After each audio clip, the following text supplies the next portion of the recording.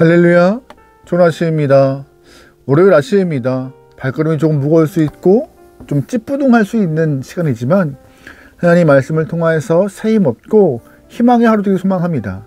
슬기로운 아침 시간 열왕기하 11장 말씀 보겠습니다.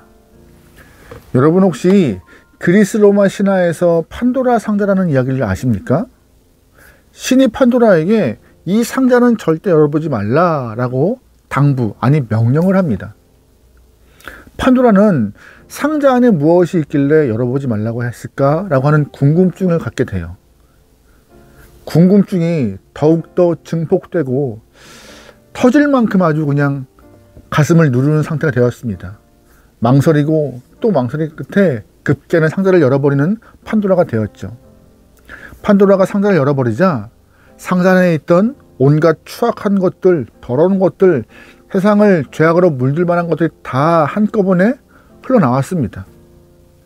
너무 놀란 판도라가 상자의 문을 닫으려 하지만 이미 상자에 있는 건 다 흘러나왔고, 판도라는 허탈한 마음으로 상자 안을 보니 마지막 한 개가 남아 있었습니다. 다 아시죠? 바로 희망이라는 것이었습니다. 이 이야기의 교훈은 간단합니다. 세상이 아무리 죄악이 충만해도 세상 가운데 희망이 존재하고 있다라는 말을 하고 있는 것입니다. 굳이 그리스 로마 신화의 이야기를 들지 않더라도 하나님은 항상 우리에게 희망을 주세요. 세상에 아무리 죄가 관영하고 공중에 권세 잡은 악한 영들이 세상을 통치하는 것처럼 보여도 하나님은 예수님을 통하여서, 성령 하나님을 통하여서 우리에게 새 생명 주시고 희망을 주시며 새 힘을 주시며 우리는 알고 있습니다. 여러분, 그러기에 오늘 하루 예수님과 함께 말씀으로, 성령과 함께 은혜로 무장하여서 살아갈 힘을 얻길 소망합니다. 오늘 본문은요, 남유다 이야기입니다. 남유다 안에 정말로 캄캄한 어둠 같은 시간이 허락되었지만 그럼에도 하나님은 그 남유다 땅에 희망의 씨앗을 심겨 놓았고 희망으로 다시금 밝은 빛을 허락하셨던 그 이야기를 풀어가려 합니다. 여러분, 북이스라엘 아합의 부인이었던 이세벨 다 아시죠? 원래 이세벨은 두로의 공주였습니다. 두로는 시돈과 함께 바알을 섬기는 나라였습니다. 이세벨은 바알을 섬기는 두로의 공주로서 북이스라엘로 시집을 와요. 북이스라엘로 시집 온 이세벨은 한 가지의 사명을 마음에 품고 옵니다. 내가 이 북이스라엘 땅에 바알 신앙을 정착시키겠다라고. 그녀의 결심대로 이세벨은 남편 아합을 잘 구슬려서 북이스라엘이 완전하게 바알 신앙으로 돌아서게끔 만들어버립니다. 그런데 이 이세벨이 품고 있던 이 마음이, 바알 신앙에 대한 마음이 북이스라엘로 끝나지 않았어요. 점차 다른 곳으로 확장되기 시작합니다. 그것이 바로 남유다였어요. 아합과 이세벨의 사이에서 나왔던 아달랴, 이 아달랴를 남유다로 시집 보내는데 아달랴에게도 같은 사명, 본인이 품었던 같은 사명을 선포합니다. 너도, 아달랴야, 너도 이제 남유다에 시집 갈 텐데 남유다 땅을 북이스라엘과 같이 바알 신앙으로 물들이는 것이 너의 선교적 사명이다라고 그 아달랴에게 심겨주죠.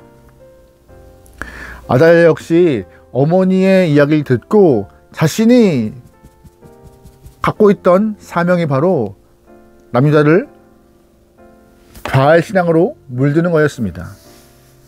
쉽지 않았죠. 하지만 아달랴가 진짜 남유다 땅을 바알 신앙으로 물들 만한 때가 왔어요.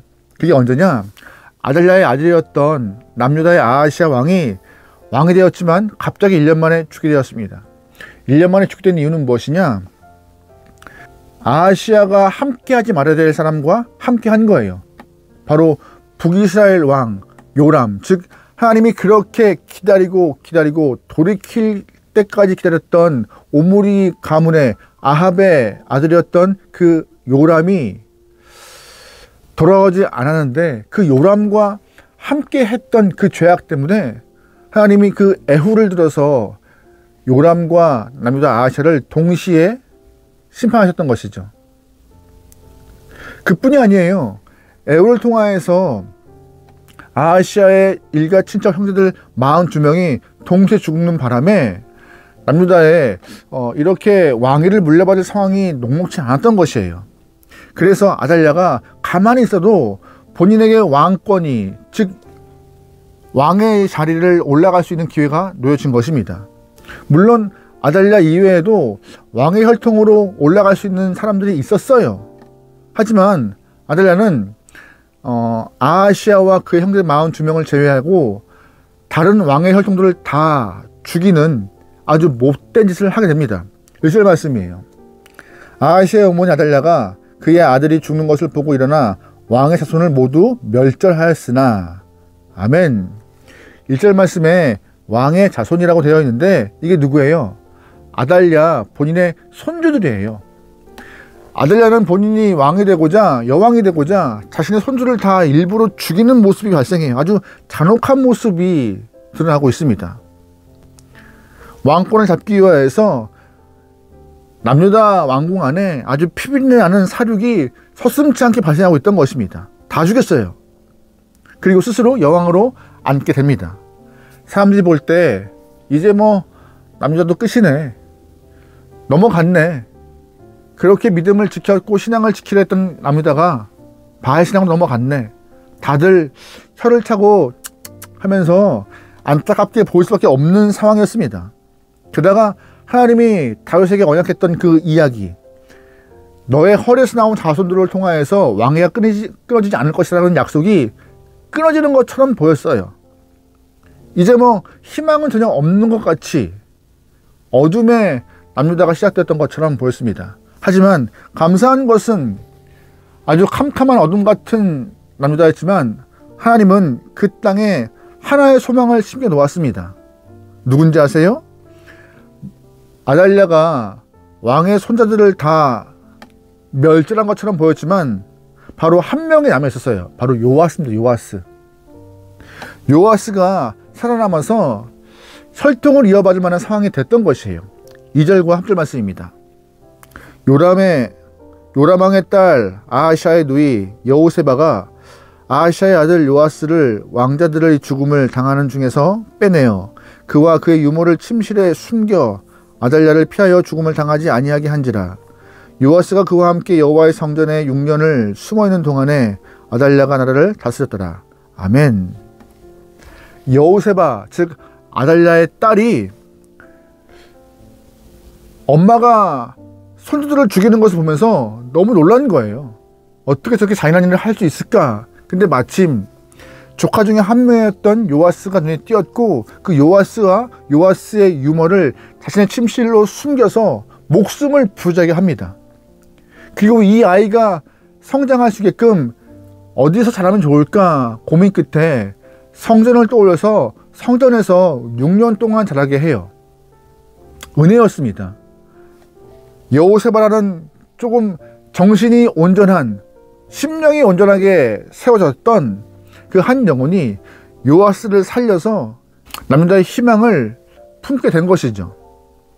그 당시 성전은요, 남유다의 성전은 아무도 돌보지 않는 상황이었어요. 왜냐하면 아달랴가 남유다를 6년 동안 통치했기 때문에 바알 신앙의 중심이었던 그런 상황 가운데 이스라엘 여호와 성전은 내팽개쳤던 상황이었고 아무도 돌보지 않은 상황이었고 아달랴 또한 관심이 없는 상황이기 때문에 아무도 오지 않은 성전에서 6년 동안 그 요아스라는 아이를 키울 만한 최적의 장소였습니다. 게다가 이 여호세바가 제사장 여호야다에게 아이를 맡기면서 믿음 안에서 성장할 수 있도록 기반을 만들어 놔요. 은혜였습니다. 아주 은혜였어요. 6년 동안 성전에서 여호야다의 손에서 자란 이 요아스는 이제 어느 정도 본인의 의사를 표현하고 제법 의젓한 모습으로 자라게 되었습니다. 그리고 왕 위에 올라갈 수 있을 만큼 상황이 되자 뜻이 맞는 사람들이 모여서 반란을 일으키고 반란을 통하여서 아달랴를 다 죽이고 요아스를 남유다의 왕으로 다시금 올려놓는 모습이 등장합니다. 이 말씀을 통해서 우리가 알 수 있는 교훈은 뭐예요? 죄악으로 관영되어서 아무리 희망이 없어 보이고 캄캄한 순간이라 할지라도 언제나 하나님은 여전히 희망을 준비하고 계시고 희망을 통하여 살만한 소망과 힘을 우리에게 주고 있음을 말씀을 통하여 우리는 알 수 있습니다. 우리가 살아가는 이 세상 가운데 답답함이 있고 사방에 우겨쌈이 있고 눈을 들어도 숨 쉴 만한 공간이 없다 말할 수 있지만 그럼에도 하나님은 여전히 우리에게 살만한 공간을 만드시고 숨 쉴 수 있는 기회를 주시고 희망을 통하여서 나아갈 곳을 제시하세요. 하나님은 우리에게 늘 희망을 선물하고 계십니다. 그러기에 우리의 영적인 눈을 열어서 믿음을 열어서 하나님이 제시하고 있는 희망을 바라보기 원하고 그 희망을 통하여서 소망을 품고 살아갈 수 있는 능을 경험하기 원합니다. 오늘 본문 보세요. 남유다가 아달랴가 통치하는 과정 가운데 절망에 빠져 있었고 빛이 1도 없는 것처럼 캄캄해 보였지만 하나님은 저 구석에서 요아스를 심어 놓으시고 그 요아스가 성장하게끔 허락하시잖아요. 시간도 공간도 아무도 없는 것 같지만 아무런 빛도 없는 것 같지만 6년이라는 시간 동안에 희망이 조금씩 자라서 힘이 되고 있는 것이었습니다. 우리의 삶도 그럴 수 있어요. 하나님이 우리의 삶을 통하여서 희망을 주시고자 지금 희망을 키워내시면서 때를 가장 적절한 때를 기다리고 계실 수 있습니다.